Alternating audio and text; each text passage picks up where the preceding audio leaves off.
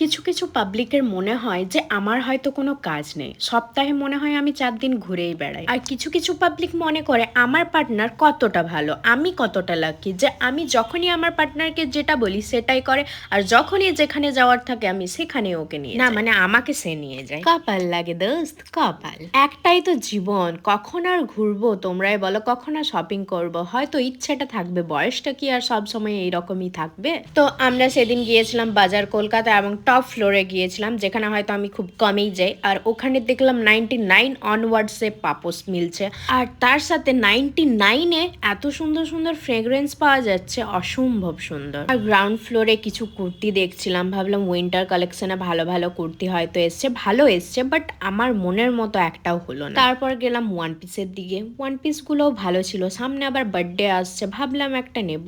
এইগুলো এখন বাজার কলকাতায় অফার চলছে। প্যারিস টাওয়ারের যে সুইট হার্ট ফ্রেগ্রেন্সটা ছিল ওগুলো 99, আর ক্লাব জেরি যেটা ছিল ওটা 149। আর বাজার কলকাতায় তো অলওয়েজ ওয়াইপস গুলো 100 টাকায় 3টে দেয়, ওটা সবসময় পাওয়া যায়। আর এই যে ক্লাব জেরির যে ফ্রেগ্রেন্সের স্মেলটা, উফ, জাস্ট অসম্ভব সুন্দর, এটার প্রেমে পড়ে গিয়েছিলাম। আর এই পাপোশগুলোর দাম ছিল 149। তোমরাও ঝটপট বাজার কলকাতায় যাও, এখন অনেক জিনিসের ওপরেই অফার মিলছে। তারপরে আমরা খেতে চলে গেলাম আমাদের কবরডাঙ্গা মোড়ের ফেমাস মুসুর ডালের পকোড়ি। বাড়িতে বানানো মুসুর ডাল আর এই কাকুর কাছে বানানো মুসুর ডালের অনেক তফাৎ ভাই, আমরা যাই করে বানাই না কেন এই কাকুর হাতের স্বাদ পাওয়া যায় না। তারপর গিয়েছিলাম আহার কিচেনে, এখানের চিকেন ললিপপটা দারুণ বানায়। আর আমরা অর্ডার দিয়েছিলাম মোমো, আর মোমোটা করতে এত লেট হচ্ছিল যে আমি সব মুসুর ডালের পকোড়াগুলো বসে বসে খেয়ে নিলাম। আর এই যে মোমো চলে এসছে, আর এখানকার মোমোটা আজ আমি ফার্স্ট ট্রাই করলাম, একদম বিচ্ছিরি খেতে যাকে বলে। এর থেকে আমি ভালো মোমো বানাই।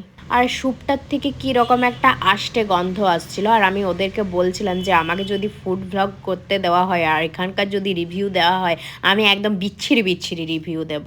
তারপরে এই যে ললিপপটা পার্সেল করে নিয়ে বাড়ি চলে যাচ্ছিলাম, কিন্তু বাড়ি যেতে যেতে আবার মিওয়ে মরে গেলাম, কারণ আমার মুখটা আরও একটা খাচ খাচ করেছিল। আর এখান থেকে একটা pastry and creamy chicken roll নিয়ে চলে গেলাম বাড়ি, আর বাড়ি গিয়ে আনবক্স করে খেয়ে নিলাম।